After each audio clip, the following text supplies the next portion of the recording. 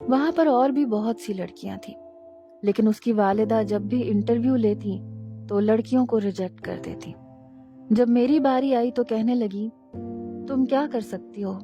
میرے بیٹے کو کیسے زندگی کی طرف لا سکتی ہو؟ میں نے کہا آپ چاہیں تو مجھے 1 ہفتے کے ٹیسٹ پر رکھ لیں، اگر 1 ہفتے کے اندر آپ کا بیٹا کمرے سے نکل کر باہر آ جائے تو پھر میری نوکری پکی کر دیجیے گا، ورنہ آپ مجھے نکال دیجیے گا۔ وہ خاتون میری بات سن کر کچھ دیر مجھے دیکھتی رہی، پھر کہنے لگی ٹھیک ہے تم کل سے آ جاؤ۔ میں نے کہا بہت شکریہ۔ میں نے سوچا یہ تو میرے دائیں ہاتھ کا کام ہے، کوئی مشکل کام تھوڑی ہے، ویسے بھی مجھے بہت زیادہ باتیں کرنے کی عادت تھی۔ میں اگلے روز اس بنگلے میں گئی تو وہ خاتون میری ہی منتظر تھی۔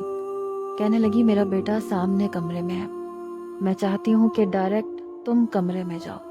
پھر اپنے ملازم سے ایک جوس کا گلاس منگوا کر مجھے پکڑا کر کہنے لگی، اگر تم یہ جوس کا گلاس میرے بیٹے کو پلا دیتی ہو تو مجھے یقین آ جائے گا کہ تم کامیاب ہو جاؤ گی۔ میں نے کہا جی ہاں کیوں نہیں۔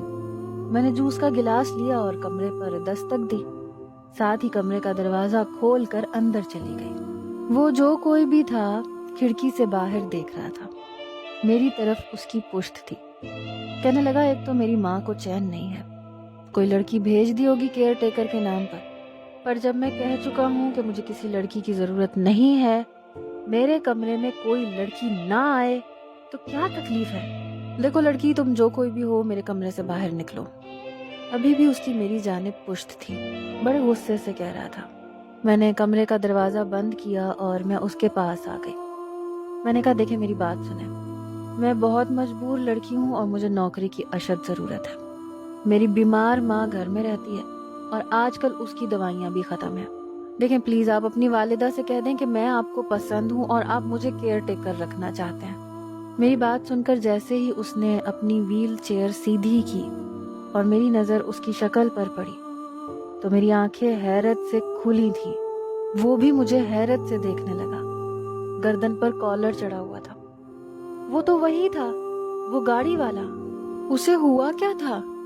مجھے دیکھ کر کہنے لگا تم یہاں پر بھی پہنچ گئی، تم میری زندگی سے نکل کیوں نہیں جاتی؟ میں نے کہا مجھے نہیں پتا تھا آپ یہاں پر بھی ہو سکتے ہیں، اور وہ بھی اس حال میں۔ کہنے لگا تم نے ہی بد دعا دی تھی نا کہ میری منگیتر مجھے چھوڑ کر بھاگ جائے، میرے ساتھ کچھ برا ہو جائے، تمہیں تو خوش ہونا چاہیے، کالی زبان ہے تمہاری، جو کہتی ہو وہ ہو جاتا ہے۔ میں نے کہا ایسی کوئی بات نہیں ہے، میں نے آپ کو بد دعا نہیں دی تھی، نہ میں ایسا چاہتی تھی، وہ تو مجھے نوکری کی اشد ضرورت تھی اور کافی ٹائم سے میں نوکری ڈھونڈ رہی تھی، اس لیے میں نے غصے میں آپ کو برا بھلا کہہ دیا تھا، میں نے آپ سے معذرت بھی کر لی تھی۔ کہنے لگا تب سے اب تک نوکری نہیں ملی؟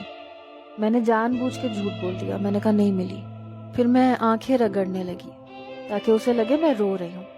میں نے کہا میری ماں بیمار ہے، اور ماں تو ویسے بھی میری بیمار ہی رہتی تھی، اگر مجھے پیسوں کی ضرورت نہ ہوتی تو میں کبھی بھی کیئر ٹیکر جیسی نوکری نہیں کرتی۔ میرے اندر تو ٹیلنٹ ہے۔ آپ کو پتہ ہے جس باس کے پاس میں پہلے کام کرتی تھی، پورا 1.5 سال میں نے اس کا کام کیا،